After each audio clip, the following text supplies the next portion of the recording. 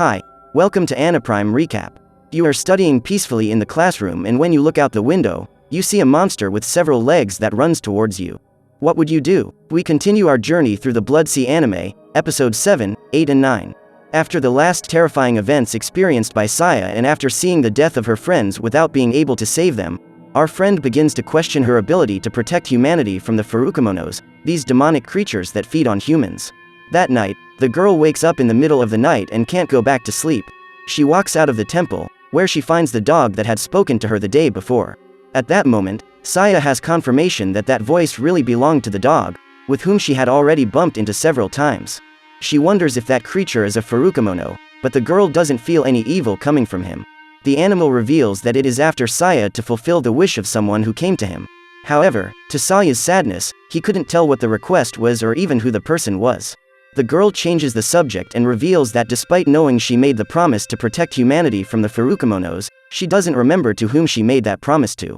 The dog then warns her that every wish has a price to be paid, and the more precious the wish, the greater the price. Finally, he tells Saya that he will stay by her side until she is able to grant the wish she promised to grant.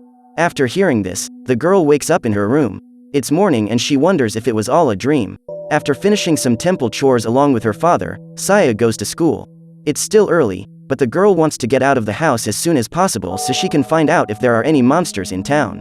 Mr. Tadayoshi gives her to Goshinto and asks that from now on, the girl takes her everywhere.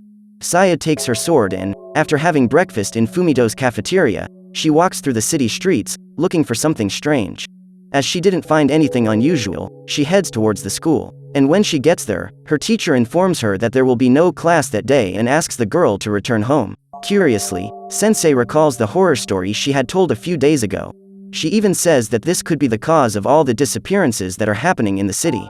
Very suspicious. How does Sensei Kanako know all this? With no proof of her teacher's involvement in what had happened in the last few days, Saya walks back to the temple. On the way, she is approached by a policeman, who asks the girl to be careful when returning home. But before the man could even finish his sentence, a Furukimono appears and stabs him with its sword. The creature wore armor similar to a samurai warrior and, after cutting the policeman in half, he charges at Saya with his two gigantic katanas. The girl draws her sword and barely manages to dodge the monster's blows. When the girl finds an opportunity to make her first attack, two new armed arms emerge from the creature's back. The Furukimono runs towards Saya, destroying everything in its path. The girl takes advantage of the situation to lure him to the bridge, which is also destroyed, knocking the monster into the canal. The creature recalls the first time it fought Saya and comments that, back then, she was a brave opponent. He even says that despite almost not having survived, losing to the girl now would be embarrassing, claiming that she had become a pathetic warrior. Saya responds by saying that she had never fought him before and imagines that the person the monster was referring to was her mother, who used that same sword in her battles.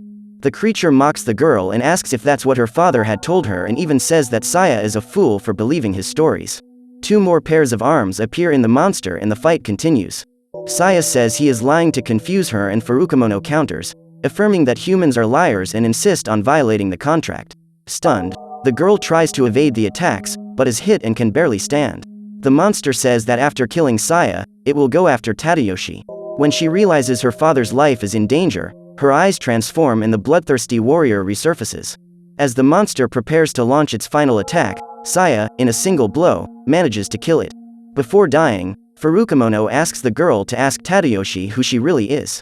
Saya is annoyed to hear him talking about her father and cuts the creature in half with her sword. At the end of the fight, Tokazane, her classmate, arrives and helps Saya to clean all that blood from her body. The young man was relieved to know that the girl was not seriously injured. He then asks Saya what had happened and what creature that was. The girl is reluctant to say it, but Tokazane insists and, after making him promise to keep it a secret, she tells the truth about the Furukimonos. After hearing the whole story, Tokazane escorts her to her house. Upon arriving there, Saya finds her father lying on the ground and runs to try to revive him. The man wakes up and says he just got dizzy and fell, but on his face there was a stain of blood. Saya insists on asking what happened, but Tadayoshi claims it's okay. After that, the girl goes to wash herself, as she was covered in blood. During her shower, that inconvenient dog appears again and notices that the young woman's injuries are practically healed. It also asks if Saya had already remembered who she had promised to protect humanity from the Furukimonos. She answers no, and the animal continues with the questions. Now it wants to know what would happen if Saya broke that promise, and the girl, again, doesn't know the answer. Instead, she has a memory lapse and almost passes out. When she regains consciousness and looks to the side, the dog has already disappeared. For the next 3 days, no sign of Furukimonos. The school had informed them that classes would resume that day, so Saya gets dressed, takes her sword and makes her way there. She meets her friend Yuka on the stairs and the two walk into the living room together. Upon arriving there, they meet with the class representative, Tomofusa. As they talk, they hear the scream of a classmate who is paralyzed looking out the window. Students go to check out what's going on and are horrified to spot a terrifying creature, similar to a monstrous crab, standing on the school's court. Suddenly, the animal begins to move slowly and gradually increases its speed. The monster hurls itself into the building and claims its first victim. He then climbs over the wall and enters the classroom, where Saya's classmates were gathered. At that time, another young man ends up being killed. The students despair and try to get to the door, but the monster stops them. He grabs one of the students with his giant claws and eats her alive. Another student tries to escape through the window, but is also brutally attacked. With no other way out, Saya pulls out the Goshintu and prepares to face that thing. As she attacks the creature, she asks her teammates to flee, but there is no time for that. Seconds later, Furukimono throws Saya away and continues to make several victims with its deadly blows. The girl doesn't give up and goes back to him. Meanwhile, the rest of the students try to escape, but are killed along the way. The other rooms of the school were empty. Apparently, only Class B students were present that day, which is already very suspicious. The girl tries to recover from the attacks and runs to catch up with the monster. As she exchanges blows with the creature, some students hide on the roof of the building. Tomofusa realizes the girl is in trouble and decides to go back to help her. With a fire extinguisher, he manages to get the monster's attention so that Saya can escape. Furukimono doesn't give up and continues to chase the students. He arrives at the place where the survivors were hiding and exterminates all of them, including Yuka, Saya's best friend. When she sees her friend dead, something dark awakens inside the girl. Her eyes turn red and little by little she makes chopped crab. First, the girl cuts off one of its legs.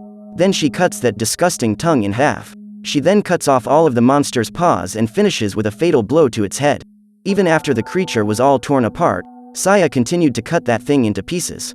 The girl couldn't bear the thought of having lost all her friends. She and the class representative were the only survivors of that chaos.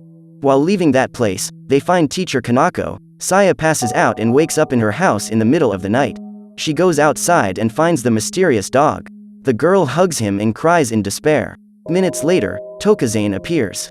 The young man was worried because he heard about the incident that had happened at the school. Coincidentally, that day, he was late for class, so he didn't experience that tragedy. Saya remembers that she hadn't seen any students from other classes at school. Likewise, no other teachers were present at the school, only teacher Kanako.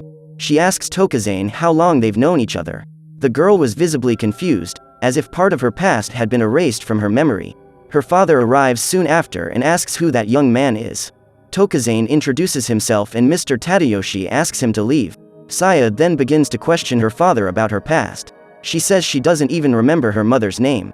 Is Saya's father responsible for brainwashing the girl? And Sensei Kanako, is she also behind all these attacks? So what did you think of these episodes? Leave it in the comments below. And if you liked the video, like and subscribe for more anime recaps. See you next time.